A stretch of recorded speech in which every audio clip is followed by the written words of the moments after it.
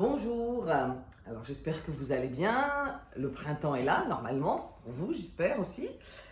Alors j'avais envie de vous partager aujourd'hui la question du toucher en thérapie et de voir comment chaque thérapeute en fait était OK, en accord, à l'aise. On pourrait ainsi comme ça poser différents termes. La question du toucher pour moi elle est fondamentale. Alors, on pourrait dire, il n'y a pas nécessairement besoin de toucher les personnes avec qui on travaille, parce que il suffit de leur proposer d'imaginer qu'on est en train de les toucher pour que, effectivement, au niveau neurosciences, ça opère de la même façon. Donc, ça opère, c'est vrai. Je maintiens moi pour dire que pour moi ça n'opère quand même pas de la même façon.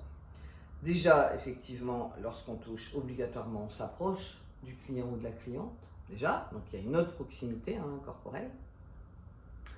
Et puis, effectivement, ce n'est pas non plus du toucher à tout va, avec un toucher parce qu'il y aurait à toucher. On n'est pas non plus du tout dans l'autre polarité. Pour moi, c'est vraiment important, lorsqu'une personne, par exemple, peut dire « Eh bien là, je me sens oppressée », ou eh bien là, je ne sens pas du tout mon corps. En tout cas, j'ai le sentiment qu'il n'y a pas de frontières. Donc là, c'est pour des personnes qui sont vraiment très mal. Alors, je vais vraiment proposer à la personne de pouvoir la contenir avec mon être entier. C'est-à-dire, certes, c'est un toucher, mais c'est un toucher à partir de mes mains, mais qui part de ma main, qui part de mon bras et de mon être. Là, je pense vraiment à Kapner, qui vraiment le dit très bien dans son livre. Faites l'expérience de toucher quelqu'un avec votre main sans rien sentir, il ne se passera rien. Faites l'expérience de toucher un de vos clients ou clientes avec votre main, mais que toute la qualité de votre présence part de vos doigts et arrive vraiment, parce que ça part du cœur et ça va vers la main, alors il y a là, foncièrement, autre chose qui va se passer avec votre client ou votre cliente. Pour moi, ça fait partie de mon quotidien. Je vais bien évidemment le proposer à mes clients ou à mes clientes. Je vais parfois tirer un peu, c'est-à-dire, tiens, tu me dis non très très vite.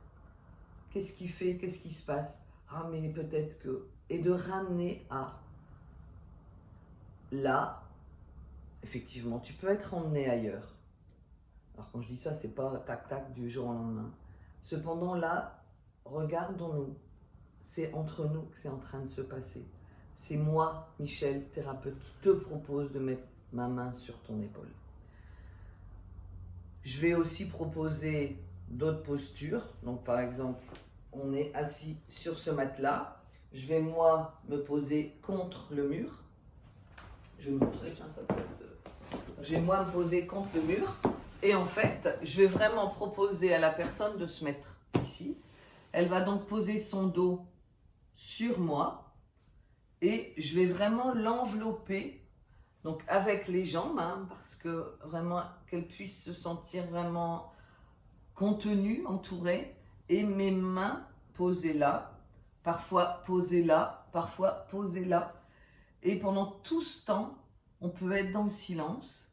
Certaines personnes ont vraiment un intérêt à vivre ces moments-là, parce que je pense à une de mes clientes qui a pu dire en sortant là, ça devait être la semaine dernière, qui a pu dire « Ah, je me sens autrement et je suis verticale, je sens ma verticalité » grâce à ce moment où j'ai pu, moi, redéfinir son enveloppe.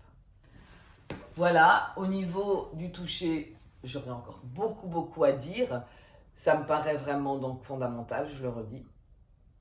Et après, oui, ce que je pourrais dire aussi, c'est avec les enfants, par exemple, ce qu'on pouvait faire, c'était parfois de se faire non pas des papouilles, mais justement de dessiner sur le dos.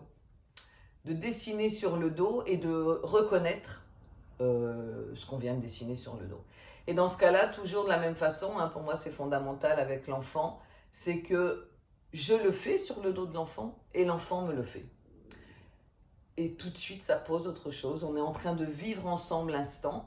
Et il y a aussi quelque chose de ludique parce que si l'enfant dessine un soleil, eh bien, on va ensemble chercher, tiens, c'était quoi comme image. Et puis, je vais arrêter là pour aujourd'hui, je pense. À bientôt!